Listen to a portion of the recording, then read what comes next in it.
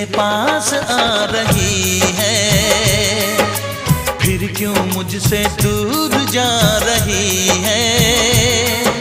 शायद उसकी ये एक आदत